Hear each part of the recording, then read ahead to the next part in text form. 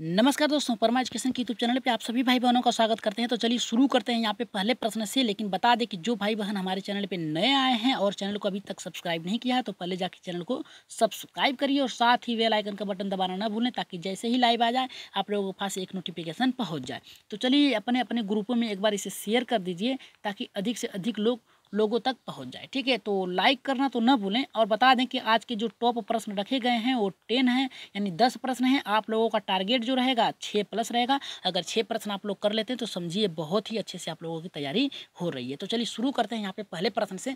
देख लेते हैं पहला प्रश्न कितने लोगों का सही होता है और कितने लोगों का एकदम एकदम सकारात्मक सोच के साथ प्रश्नों को सॉल्व करते चलिएगा, क्योंकि आप लोगों का मनोबल जितना ऊंचा रहेगा उतने ही अच्छे से प्रश्नों को सॉल्व करेंगे। तो चलिए शुरू करते हैं। यहाँ पे पहले प्रश्न से कह रहा है कि लैंग्वेज इज नॉट, यानी भाषा नहीं है।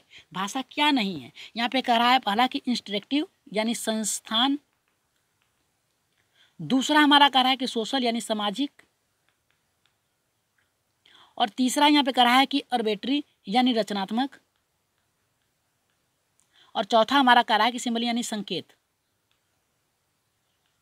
तो अब बताइए यहाँ पे राइट आंसर हमारा क्या होगा कि भाषा जो है नहीं है, लैंग्वेज इज नॉट। इंस्ट्रक्टिव दूसरा कह रहा है सोशल, तीसरा कह रहा है कि अर्बिट्री, चौथा कह रहा है कि यहाँ पे सिंबॉलिक। यानी यहाँ पे देखिए पहला कह रहा है कि संस्थान भाषा नहीं है, या फिर सामाजिककरण जो होता है, समाज में रहकर आप सीखते हैं वो आपकी भाषा नहीं। यहाँ पे दूसरा कह रहा है कि रचनात्मक, यानी जो भाषा का बोलने का तरीका है आप किस आधार पर सीखते हैं, कैसे रखते हैं वो नहीं। यहाँ पे फिर दूसरा कह रहा है, चौथा कह रहा है कि सिंबॉलिक यानी संकेत नहीं है। तो राइट आंसर हमारा क्या होगा? पहला होगा, दूसरा होगा, तीसरा होगा या फिर चौथा। तो राइट आंसर जो जाएगा हमारा यहाँ पे पहले के साथ जाएगा। संस्थान में आप क्या करते हैं? संस्थान में आप क्या करते हैं कि सीखते हैं, न कि वो कोई भाषा है। ठीक है, यहाँ पे जाके आप भाषा को सीखते हैं, अपने ज्ञान की वृद्धि करते हैं। तो राइट आंसर जो जाएगा हमारे यहाँ पे पहले के साथ, जो संस्थान है वो लैंग्वेज नहीं है। ठीक है, तो राइट आंसर हमारा पहला था। तो चलिए आगे बढ़ते हैं दूसरे प्रश्न पे, देख लेते हैं दूसरा प्रश्न हमारा यहाँ पे क्या कह रहा है। देखिए दूसरा प्रश्न ये कह रहा है कि when a language development is a liberated and consonant infant language is, यानी कहने का मतलब ये कह रहा है, इसका कहने का मतलब ये है कि हिंदी में अगर इसको अनुवाद किया जाए तो जब एक भाषा स्वतंत्र और सामायिक भाषा होती है तो आप क्या करते हैं? होनेड करते हैं। ठीक है, यहाँ पे सम्मानित करते हैं, किसी को सम्मानित करते हैं। और यहाँ पे दूसरा कह रहा है कि ब्रूसेड यानी उसे व्यस्त करते हैं या फिर नष्ट करते हैं उस भाषा को, अगर आपको ज्ञान हो जाता है। और यहाँ पे तीसरा कह रहा है कि लर्नेड, यानी आप क्या करते हैं? सीखते हैं। ठीक है, सीखते हैं, सीखना होता है। या फिर इसे कह सकते हैं, तीसरे को आप कहते हैं, कह सकते हैं सीखने के साथ साथ आप कर सकते हैं, सीखने के साथ साथ कहते हैं कि प्रशिक्षण भी कर सकते हैं। और यहाँ पे कह रहा है कि एक्वायर्ड, यानी इसका मतलब है स्वीकृत करते हैं। ठीक है, तो राइट आंसर हमारा यहाँ पे क्या होगा? ठीक है, तो राइट आंसर क्या होगा हमारा? देखिए पहले का मतलब होता है आपका सम्मानित करना, यानी शान से अपने को रखना। दूसरा कह रहा है कि यहाँ पे ब्रेसेड अप करना, यानी आपका जो लैंग्वेज है उसे नष्ट करने की बात कर रहा है। और यहाँ पे लर्नेड यानी यहाँ प्रशिक्षण के द्वारा आप क्या करते हैं? किसी भी भाषा का चुनाव करते हैं, सीखते हैं, अपने ज्ञान की वृद्धि करते हैं। ठीक है, और यहाँ पे चौथा कह रहा है कि इक्वायर्ड, यानी क्या करते हैं? स्वीकृत करते हैं उसको। ठीक है, तो राइट आंसर जो जाएगा हमारा कौन सा होगा? यहाँ पे पहला होगा, दूसरा होगा, तीसरा होगा या फिर चौथा। तो जल्दी कमेंट करिए और जितने लोग हैं कम से कम उतने ही लोग आंसर का जवाब दीजिए। ठीक है, तो राइट आंसर क्या होगा? पहला होगा, दूसरा होगा, तीसरा या फिर चौथा। तो राइट आंसर जो जाएगा हमारा यहाँ पे तीसरे के साथ जाएगा, क्योंकि भाषा जो होती है आप कहीं से भी विद्यालय में सीखते हैं, प्रशिक्षण लेते हैं, उसके भाषा सीखने के लिए प्रशिक्षण होता है। व्याकरण के द्वारा क्या करते हैं? व्याकरण के द्वारा आप सीखते हैं और विद्यालय में सीखते हैं। यहाँ पे आपके जो सम्मानित किया जाता है किसके द्वारा? अगर आपका चुनाव करने की योग्यता ना हो तो आप क्या करते हैं कि सम्मानित किए जाएंगे नहीं। तो ये हमारा गलत हो गया। और दूसरा कह रहा है कि ब्रेसेड, यानी ये नष्ट, आपकी भाषा को नष्ट कर देंगे, तो यानी आप एक पागल की श्रेणी में आ जाएंगे। तो ये भी गलत हो गया। यहाँ पे तीसरा का चौथा कह रहा है हमारा यहाँ पे स्वीकृत, अगर भाषा आपको आ रही तभी तो स्वीकृत करना सीख जाएंगे। तो राइट आंसर जो जाएगा हमारा यहाँ पे तीसरे के साथ जाएगा।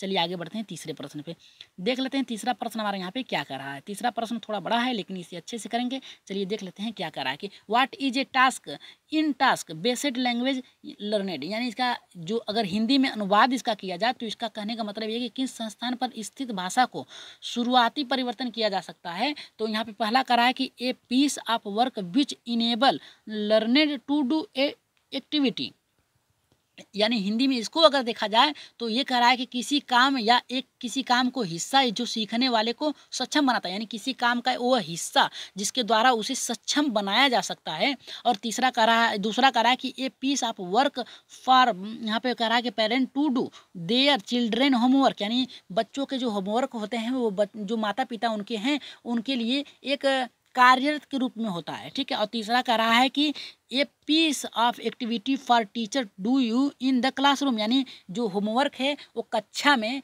टीचर का एक हिस्सा होता है, ठीक है, और हिस्सा होता है। और चौथा हमारा कह रहा है कि a piece of work which expose learned to language, ठीक है। इसका मतलब ये हुआ हमारा कह रहा है ये कि जो इसका जो ये वर्क है इसका जो एक्सपोज करने का तरीका होता है ये भाषा का ही हिस्सा है, ठीक है। तो भाषा सीखने के लिए काम करने वाला एक सूची होता है, ठीक है। चौथा ये कर रहा है हमारा। तो राइट आंसर हमारा क्या होगा, जल्दी से बता दीजिए आप लोग कि पहला सही होगा, दूसरा सही होगा या फिर तीसरा सही होगा, ठीक है। तो राइट आंसर जो जाएगा हमारा यहाँ पे तीसरे का जो राइट आंसर हमारा होगा ये पहला सही होगा, ठीक है। पहला हमारा राइट आंसर होगा। चलिए आगे बढ़ते हैं, अपने चौथे प्रश्न पे देख लेते हैं। चौथा प्रश्न हमारा यहाँ पे क्या कह रहा है।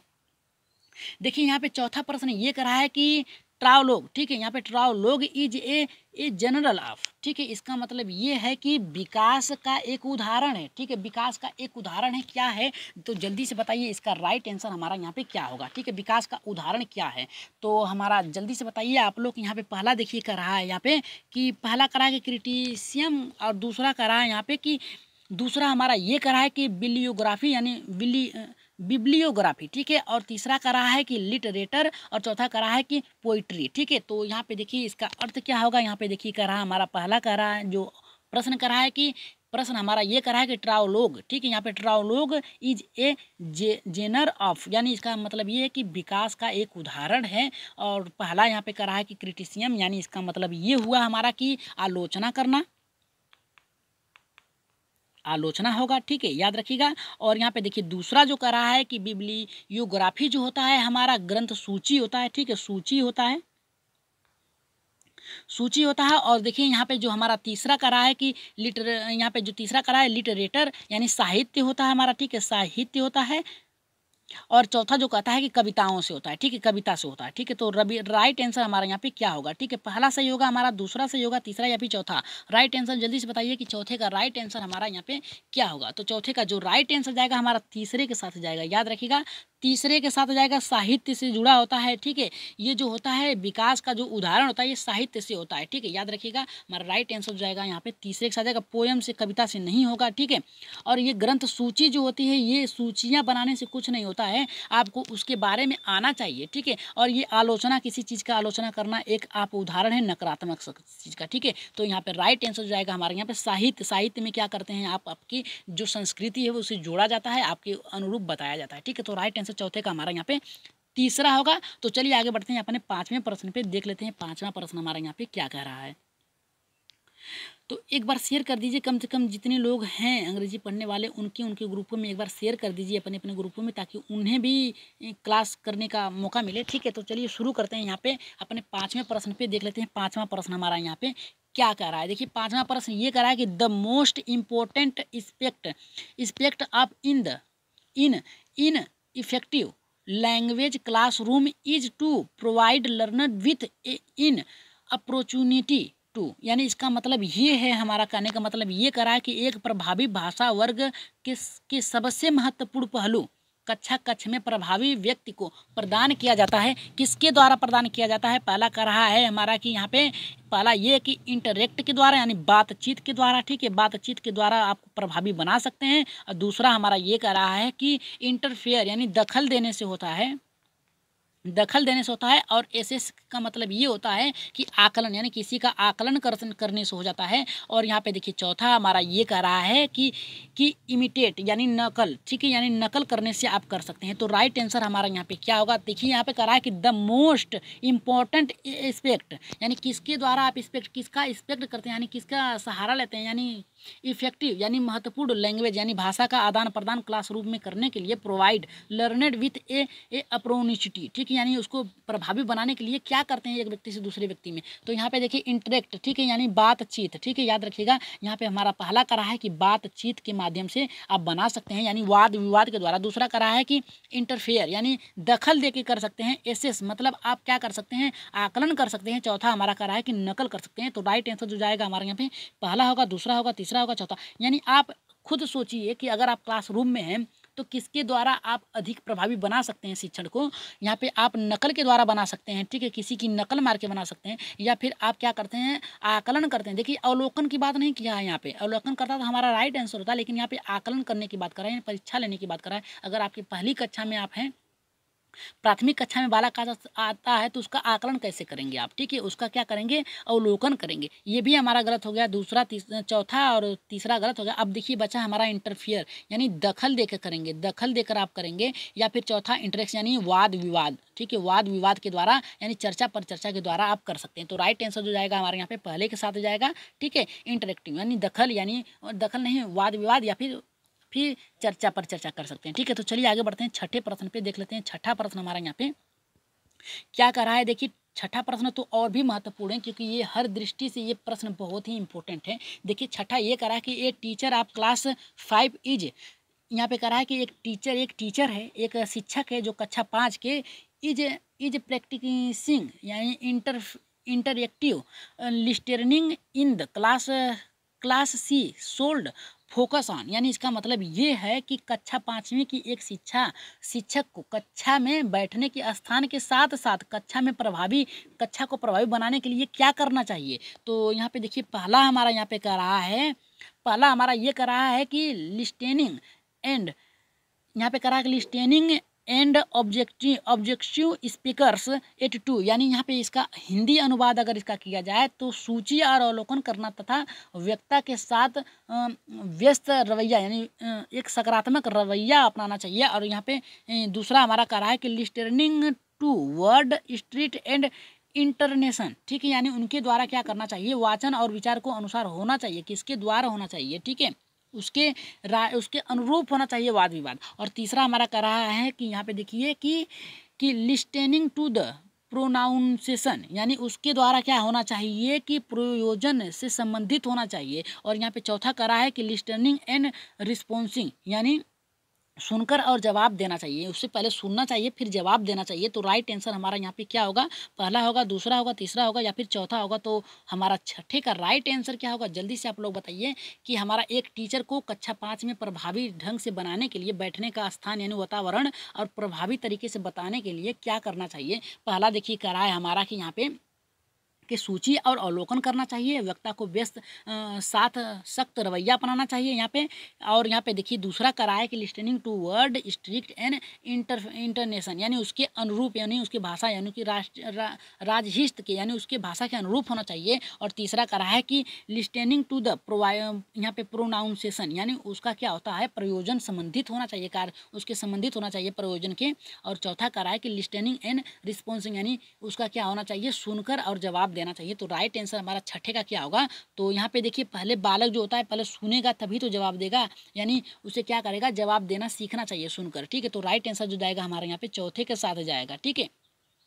अब देखिए यहाँ पे सख्त रवैया अपनाने की बात कर रहा है, ठीक है, एटीट्यूड की बात कर रहा है, ठीक है, उसकी रवैया की बात कर रहा है। और यहाँ पे देखिए कर रहा है कि स्ट्रीट एंड यहाँ पे इंटोनेशन, यानी ठीक है उसकी बात कर रहा है किसके अनुसार कर रहा है, ठीक है, यहाँ पे कर रहा है कि विचार के अनुसार होने वाला होना चाहिए, ठीक है, लेकिन किसके अनुसार होना चाहिए ये इसमें कन्फर्म नहीं किया है। और तीसरा कर रहा है लिस्टनिंग टू ए प्रोसेशन, ठीक है, यहाँ पे प्रोनाउंसिएशन होना चाहिए, यानी क्या करना है, संबंधित होना चाहिए, किससे संबंधित होना चाहिए, बालक से होना चाहिए, ठीक है। तो यहाँ पे राइट आंसर जो जाएगा हमारा यहाँ पे चौथे के साथ जाएगा, सुनकर बातों को रखना, किस तरह से रखना चाहिए, रिस्पोंडिंग यानी जवाब देना चाहिए, यही हमारा राइट आंसर होगा छठे का। चलिए आगे बढ़ते हैं, सातवें प्रश्न पे देख लेते हैं। सातवां प्रश्न हमारा यहाँ पे क्या कह रहा है, देखिए सातवां प्रश्न बहुत ही महत्वपूर्ण है क्योंकि ये परीक्षा की दृष्टि से भी बहुत ही उपयोगी है। तो चलिए देख लेते हैं यहाँ पे क्या करा कि ये word which same spelling and same pronunciation as another but with a different meaning is an. तो इसका अर्थ ये होगा, अगर हिंदी में इसका अनुवाद किया जाए हम लोग करें तो, यानी किसी भी देश की जो होती है, ठीक है, दुनिया में किसी भी स्पेलिंग यानी किसी भी भाषा का कुछ सामंजस्य के साथ बातचीत करने के लिए क्या होता है, एक अलग तरीका होता है। ठीक है, एक अलग तरीका होता है जिसे हम क्या करते हैं, अपने आप में रखते हैं। उसका उल्टा क्या होता है, ठीक है, डिफरेंट, यानी उसमें अंतर क्या होता है। ठीक है, यानी आपकी भाषा कुछ अलग है, उसकी भाषा कुछ अलग है, तो क्या होता है, उसका विलोम होता है, उल्टा भी हो सकता है उनका भाषा। ठीक है, अनदर की बात क्या है, अलग हो सकता है। तो यहाँ पे देखिए पहला हमारा क्या कह रहा है, पहला कह रहा है कि होमनीम, और दूसरा कह रहा है कि होमोफोन, और तीसरा कह रहा है कि यहाँ पे कह रहा है कि एनोथोनिम, और चौथा कह रहा है कि सिंथोनिम। तो राइट आंसर हमारा क्या जाएगा, पहला का जो पहला होगा, यहाँ पे कह रहा है कि समनाम होगा। ठीक है, समनाम यानी बराबर होगा, और यहाँ पे कह रहा है होम फोन, यानी जो हमारे घर में प्रयोग किया जाता है फ़ोन, उससे कह रहा है कि उसके द्वारा बातचीत कर सकते हैं। या फिर यहाँ पे देखिए बात क्या है कि उल्टा करने की बात क्या है, तो उल्टा हमारा क्या होगा, एंथोनिम मिस होता है, विलोम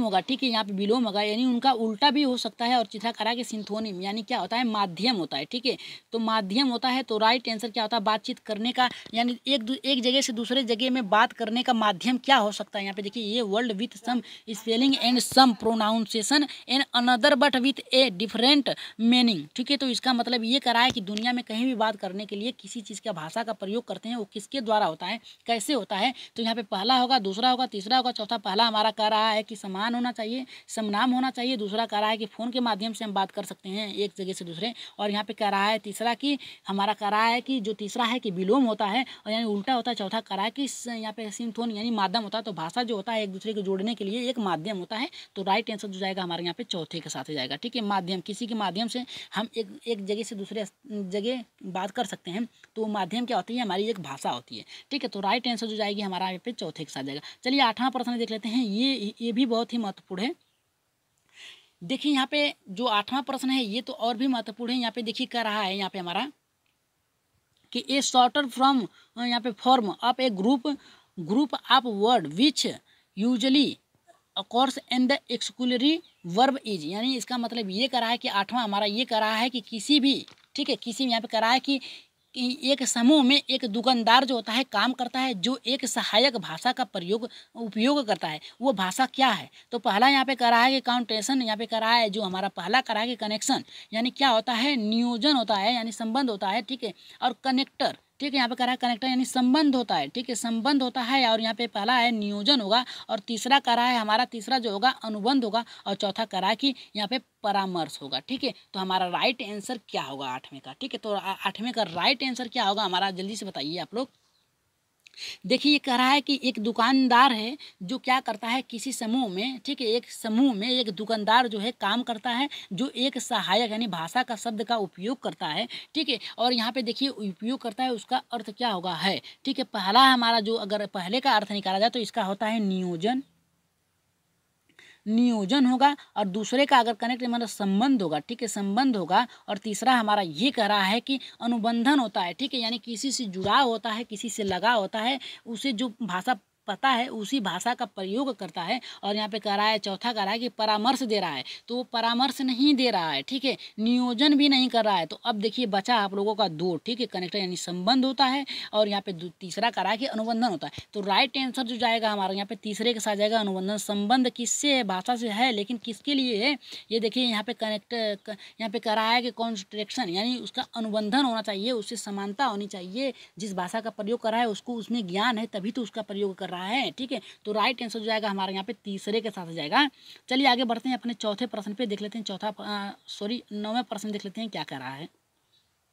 देखिए 9वां प्रश्न ये कह रहा है हमारा कि इन द, ठीक है, यहाँ पे कह रहा है 9वां प्रश्न जो कह रहा है हमारा यहाँ पे 9वां प्रश्न बहुत ही महत्वपूर्ण है। कह रहा है कि इन द, यहाँ पे इन द इंटरेक्शन ऑफ यहाँ पे language teaching at the primary level it is most important that, यानी इसका अगर हिंदी में अनुवाद किया जाए पहले 9वें का, तो कह रहा है कि प्राथमिक स्तर पर भाषा शिक्षण के संदर्भ में सर्वाधिक महत्वपूर्ण है कि बच्चे, यहाँ पे देखिए कह रहा है कि in the context of language teaching in, यहाँ पे at the primary level it is most important, यानी प्राइमरी लेवल यानी प्राथमिक स्तर पे भाषा, यानी कह रहा है कि प्राथमिक स्तर पे जो भाषा शिक्षण के संदर्भ में सर्वाधिक महत्वपूर्ण क्या है। पहला यहाँ पे कह रहा है कि नाउ यहाँ पे कह रहा है कि मीनिंग ऑफ रिटेन, यहाँ पे कह रहा है रिटेन प्रिंटेड मटेरियल, यानी इसका मतलब ये है, पहले का अगर लिखा जाए कि छपी, यहाँ पे लिखी छपी सामग्रियों का अर्थ समझ सके, ठीक है। और दूसरा हमारा कह रहा है कि कैन रीड एंड रेड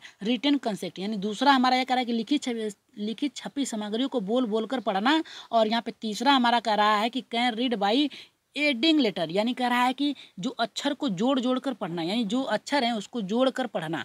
और चौथा कह रहा है कि एट वर्ब टू रीड, यहाँ पे सेटर, यानी उसको क्या कर रहा है कि उसको जोड़ कर पढ़ना, ठीक है। यहाँ पे कह रहा है शब्दों को जोड़कर, यहाँ पे देखिए कह रहा है कि एड वर्ब यानी शब्दों को जोड़कर पढ़ना, और कैन रीड यानी जो अक्षर हैं उसको जोड़कर पढ़ना। और तीसरा कह रहा है हमारा कि यहाँ पे अक्षरों को जोड़ जोड़ से पढ़ना। और चौथा हमारा पहला जो कह रहा है कि लिखी छपी सामग्रियों को, यहाँ पे सामग्रियों मीनिंग ऑफ सामग्रियों को क्या करता है, यहाँ पे मटेरियल यानी सामग्रियों को जोड़कर पढ़ना। तो राइट आंसर हमारा क्या होगा, जल्दी से बताइए कि राइट आंसर क्या होगा। पहला सही होगा, दूसरा सही होगा, तीसरा होगा, चौथा। अगर इसको सिर्फ हिंदी में आप लोगों को बता दिया जाए तो देखते हैं कितने लोगों का सही होता है। देखिए पहला कह रहा है हमारा जो कह रहा है कि लिखी छपी सामग्रियों का अर्थ समझ कर सके, और दूसरा कह रहा है कि हमारा कि लिखी छपी सामग्रियों को बोल कर पढ़ सकें, और तीसरा हमारा ये कह रहा है कि अक्षरों को जोड़ जोड़ कर पढ़ सकें, यानी जोड़ जोड़ कर, जोर जोर से नहीं, जोड़ जोड़ कर, यानी उसके टुकड़े जो हैं उसको जोड़कर पढ़ सके। और यहाँ पे चौथा जो कह रहा है हमारा यहाँ पे कि शब्दों को जोड़ के, यहाँ पे देखिए जो अक्षर है उसको तीसरे में कह रहा है कि अक्षर को जोड़ के पढ़ने के लिए, चौथा में कह रहा है कि शब्दों को जोड़ में, और तीसरा हमारा जो दूसरा है वो कह रहा है लिखित सखी सामग्री को बोल कर पढ़ने के लिए बात कर रहा है, और यहाँ पे कह रहा है कि उसको समझने के लिए कह रहा है। तो राइट आंसर जो जाएगा हमारा 9वें का यहाँ पे पहले के साथ जाएगा। चलिए आगे बढ़ते हैं अपने 10वें प्रश्न पे, और लास्ट प्रश्न है। चलिए इसको देख लेते हैं कितने लोगों का सही होता है, और इसका जवाब आप लोग कमेंट बॉक्स में जरूर दीजिएगा। Most important in team of reading यहाँ पे कह रहा है कि एबिलिटी एट प्राइमरी लेवल, यानी इसका मतलब ये है कि जो प्राथमिक स्तर पर लेखन क्षमता के संदर्भ में सर्वाधिक महत्व, यहाँ पे देखिए लिखने से बात कर रहा है, ठीक है। यहाँ पे रिटेन से बात कर रहा है, यानी लिखने से, यानी प्राइमरी लेवल पे जो प्राथमिक स्तर पे बालक हैं उनके लेखन क्षमता के संदर्भ में सर्वाधिक महत्वपूर्ण क्या है। पहला कह रहा है कि स्पेलिंग यानी वर्तनी, दूसरा कह रहा है कि ओरिजिनल आइडिया यानी मौलिक विचार, और यहाँ पे तीसरा कह रहा है कि यहाँ पे डिक्टेशन यानी जो उसका श्रुत लेख है यानी सुनकर लिखने का, और चौथा हमारा कह रहा है कि कैलीग्राफी यानी इसका मतलब ये है कि सुलेख, यानी यहाँ पे सुलेख यानी अच्छे लेखन से। तो राइट आंसर हमारा क्या होगा, जल्दी से बताइए कि most important in the team of written, यहाँ पे एबिलिटी एट प्राइमरी लेवल, यानी प्राइमरी लेवल यानी प्राथमिक स्तर पे लेखन कौशल, यानी जो लिखने का जो क्षमता है उसके संदर्भ में क्या सही है। तो पहला कर रहा है हमारा यहाँ पे देखिए, अब उत्तर आप लोग फटाफट दीजिए। स्पेलिंग यानी वर्तनी ही उसका कह रहा है, वर्तनी। और यहाँ पे देखिए दूसरा हमारा कह रहा है कि ओरिजिनल आइडिया यानी जो उसका मौलिक विचार है, और तीसरा हमारा कह रहा है यहाँ पे कि श्रुत लेख यानी जो सुन कर लिखे, और चौथा कह रहा है कि ओरिग्राफी यानी जो उसका जो श्रुत लेख यानी नकल है उससे संबंधित है। तो राइट आंसर हमारा यहाँ पे 10वें का क्या होगा, जल्दी से बताइए। तो 10वें का राइट देखिए यहाँ पे राइट 2 आंसर होंगे, ठीक है। यानी जो उसका मौलिक विचार होगा वो भी होगा, और यहाँ पे जो वो सोच रहा है वो भी होगा, और यहाँ पे चौथा भी होगा श्रुत लेख यानी सुलेख यानी सुंदर लिखने से भी होगा। तो राइट आंसर आप किस पे जाएंगे, यहाँ पे दूसरे पे महत्वपूर्ण मानेंगे या फिर चौथे को मानेंगे। तो राइट आंसर जो जाएगा हमारा यहाँ पे दूसरे पे जाएगा, मौलिक आइडिया मौलिक विचार यानी उसके क्या विचार हैं उस पे। यहाँ पे देखिए लिखने की बात कर रहा है, तो लिखने के साथ साथ आप लोगों को 2 याद रखना पड़ेगा। अच्छा लिखना भी होना चाहिए अगर आप बात कर रहे हैं, ठीक है। उसके लेखन क्षमता में सुधार भी करना चाहिए, और जो उसके मौलिक विचार है उसको प्रभावी बनाना भी चाहिए। तो राइट आंसर तो होगा हमारा यहाँ दूसरा, लेकिन हम मान सकते हैं दोनों को। अगर प्रश्न में ये नहीं है, दूसरा नहीं है, चौथा है, तो चौथे को आप मान सकते हैं। अगर चौथा नहीं है तो दूसरे को मान सकते हैं, दोनों हैं तो आप पहले को यहाँ पे दूसरे को मानेंगे, ठीक है।